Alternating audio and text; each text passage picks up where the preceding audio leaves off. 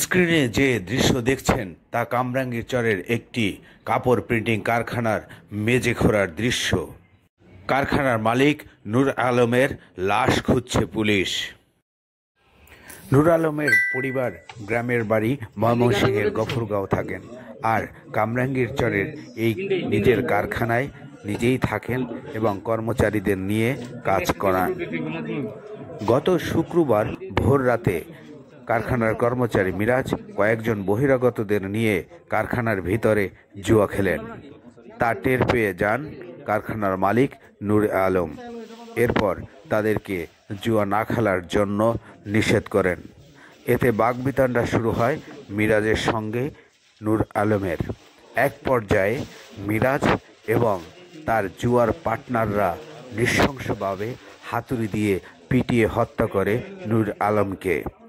এরপর তার লাশ কয়েক টুকরা করে কারখানারই মেঝেতে মাটি খুঁড়ে সেখানে গুম করে ফেলে এবং যাতে কেউ ধরতে না পারে সেজন্য কারখানার মেঝেতে ইট, বালু এবং সিমেন্ট দিয়ে ঢালাই করে দেয় পুনরায়।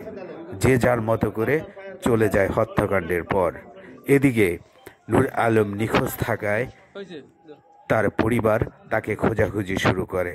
কর্মচারীরা স্বাভাবিকভাবেই আচরণ করছিল স্বজনদের সঙ্গে, কিন্তু নূর আলমকে কোথাও পাওয়া যাচ্ছিল না।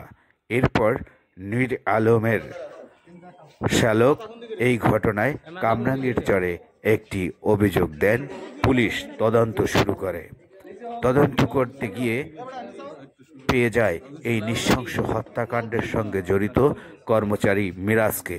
তাকে জিজ্ঞাসাবাদ করলে জানা যায় কিভাবে এই হত্যাকাণ্ডটি তারা ঘটিয়েছে। এই ঘটনায় লালবাগ বিভাগের পুলিশ উপকমিশনার বলেন, নূর আলম জিজ্ঞেস করেন যে তার কর্মচারীকে, তোমরা কারা এবং তোমরা এখানে আড্ডা দিচ্ছ, তাস খেলছো কেন? এই নিয়ে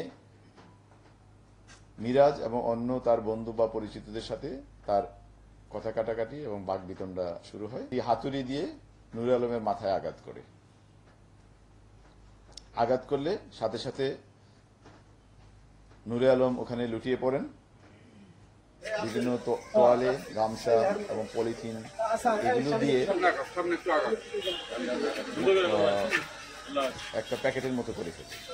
প্যাকেটের মতো করে ওই যে রোমে যে ছাপার কাজে ব্যবহৃত বড় টেবিলের মতো, ওই টেবিলের একটা কোনায় এক পাশে